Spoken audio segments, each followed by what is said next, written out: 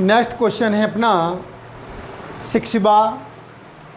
6वां question है वर्गीकरण किसे कहते हैं, इसकी आवश्यकता समझाइए।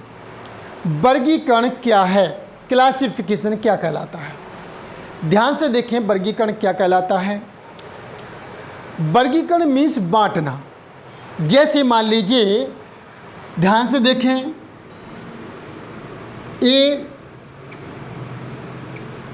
कोई वर्ग हैं, ठीक है ना, या कोई कार्टून वगैरह है, कुछ भी है, बर्तन वगैरह हैं। इन बर्तनों में मान लीजिए, समझना, इस बर्तन में या कोई एक रूम समझ लेते हैं, ठीक है ना। इसमें यदि मान लीजिए तुलसी का प्लांट रखा हुआ है बेटा, किसका, तुलसी का प्लांट रखा गया है, और इसमें मान लीजिए मिर्च का प्लांट रखा गया है, और इसमें मान लीजिए धनिया का प्लांट रखा गया है, और इसमें मान लीजिए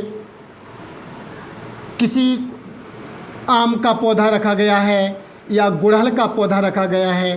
किसका बेटा, गुड़हल का रखा गया है। बात को ध्यान से समझना। इन चारों स्थानों में 4 प्रकार के पौधों को हमने रख दिया है।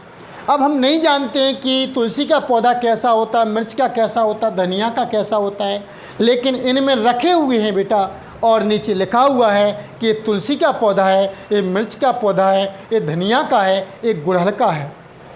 लेकिन हम खोज करता हैं, खोज करने वाले हैं, तो कहीं जाते हैं तो हमें जंगल से मान लीजिए एक पौधा मिला बेटा। क्या मिला हुआ है, एक पौधा मिला। जंगल से एक पौधा मिलता है तो हम क्या करते हैं, उसकी थोड़ी जानकारी लेते हैं। वहाँ से हमने उस पौधे को निकाला, जंगल से कहीं किसी स्थान से पौधे को निकाला। निकालने के बाद में हमें नहीं पता कि क्या है पौधा, क्या नाम है इस पौधे का। उसको निकाल करके हम अपनी प्रयोगशाला में लाते हैं, ठीक है, और यहाँ से हम मिलान करते हैं। ऐसे और भी पौधे रखे हुए हैं, हमने उसको मिलान किया तो उस पौधे की पत्ती को मिलाया। क्या मिलाया बेटा, पत्तियों को मिलाया, उनकी जड़ों को मिलाया, उसके पुष्पों को मिलाया, उसके फलों को मिलाया। तो मान लीजिए वो उसकी जो हमें जंगल से पौधा प्राप्त हुआ, उसकी पत्तियां इस पौधे की पत्तियों के समान थी, ठीक है ना। कैसी समान थी, इन पौधों, उसकी जो पत्तियां थी वो कैसी थी बेटा, इस पौधे की पत्तियां जैसी थी।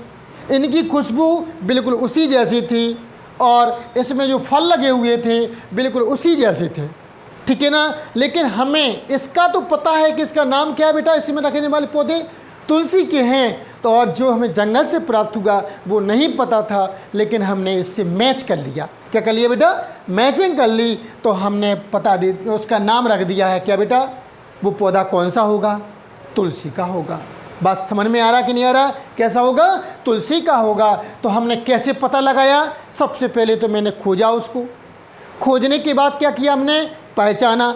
पहचानने के बाद में फिर हमने क्या कर दिया, उसका नाम दे दिया, और नाम दे करके उस पौधे को कौन से घर में रख दिया बेटा, तुलसी वाले घर में, तुलसी वाले बर्तन में हमने उसको क्या कर दिया बेटा, रख दिया।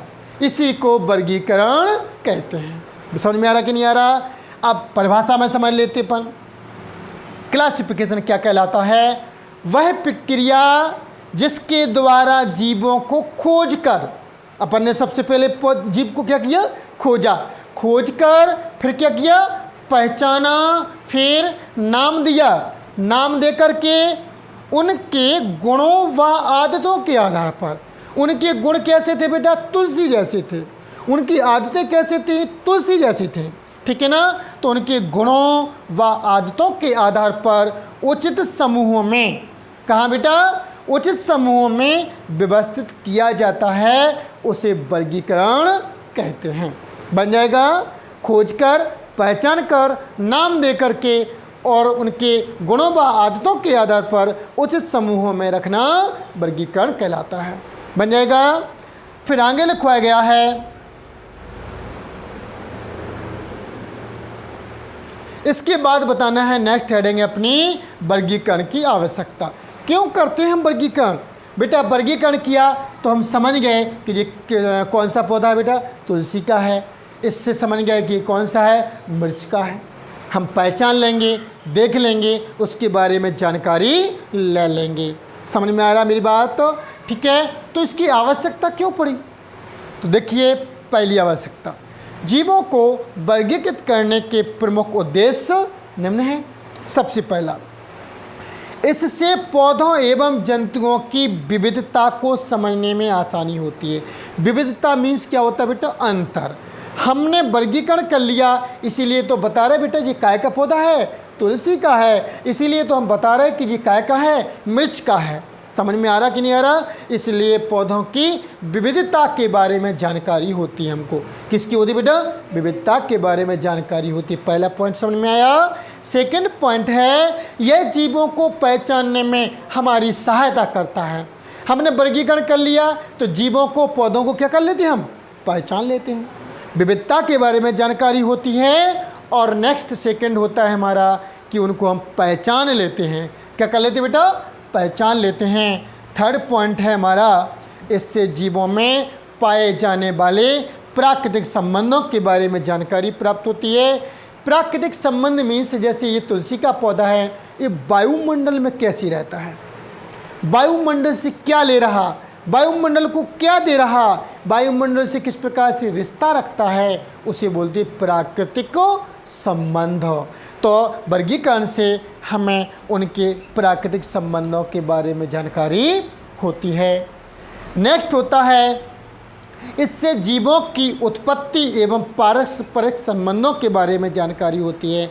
ये भी पता चलता कि इनकी उत्पत्ति कैसे हुई बेटा, और ये एक दूसरे से किस प्रकार से रिश्ता रखते हैं। तुलसी का पौधा मिर्च के पौधे से किस प्रकार से रिश्ता रखता है, उसे बोलते बेटा पारस्परिक संबंध। ठीक है ना? क्या बोलते हैं उसको? पारस्परिक संबंध कहते हैं। तो इससे उनकी उत्पत्ति एवं पारस्परिक संबंधों के बारे में जानकारी होती है। पांचवा पॉइंट है, यह जीवों के कार्बनिक विकास की प्रक्रिया को समझने में सहायता करता। जीवों का विकास होता है बेटा तो कार्बनिक पदार्थों के कारण होते हैं। ठीक है ना? किसके कारण होता है? कार्बनिक पदार्थों के कारण होता है। ठीक है, आगे अपन को 6-7 चैप्टर में मिलना है पढ़ने के लिए, आगे कक्षा 12 में भी है पढ़ने के लिए विकास। ठीक है ना? जीवों का विकास क्या कहलाता है? कार्बनिक विकास होता है, कार्बनिक पदार्थों के कारण होता है, इसलिए इसको क्या बोला जाता है बेटा? कार्बनिक विकास बोला जाता है।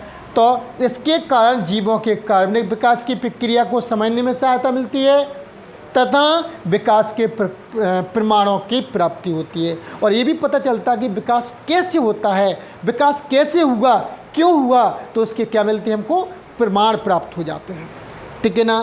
तो एक बार शॉर्ट में रिपीट करते हैं कि जो क्वेश्चन क्या होता है बेटा, वर्गीकरण क्या कहलाता है? जीवों को वह प्रक्रिया जिसमें जीवों को खोजकर, पहचानकर, नाम दे करके उनके गुणों व आदतों के आधार पर उच्च समूहों में रखना बेटा क्या कहलाता है?